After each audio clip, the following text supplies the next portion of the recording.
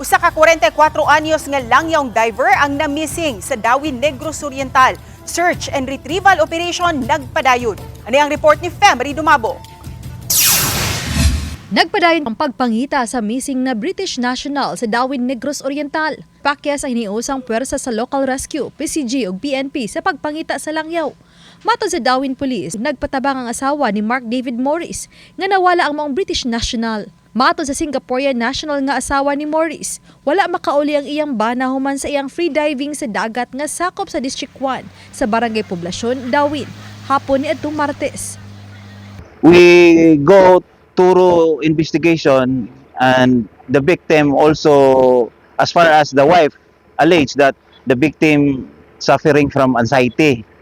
Diyang gihimo ang search and rescue, adunay saksi nga mialigar nga wala mag free diving ang nahisgutang British national.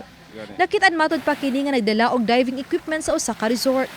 Miduga ang Dawin Police nga mismong asawa ni Morris ang nag-ingon nga usa ka professional diver ang iyang bana. Apan matod pa aduna kini gihambing sakit.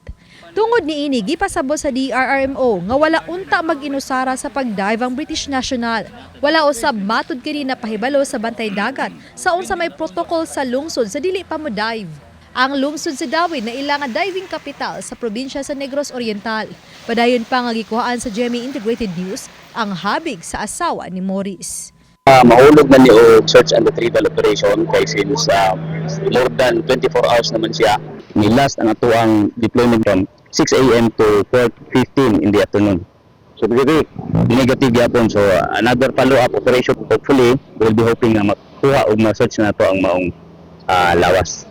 Uban ni Clans Gabutin, Femery Dumabok, Balitang Bisdak.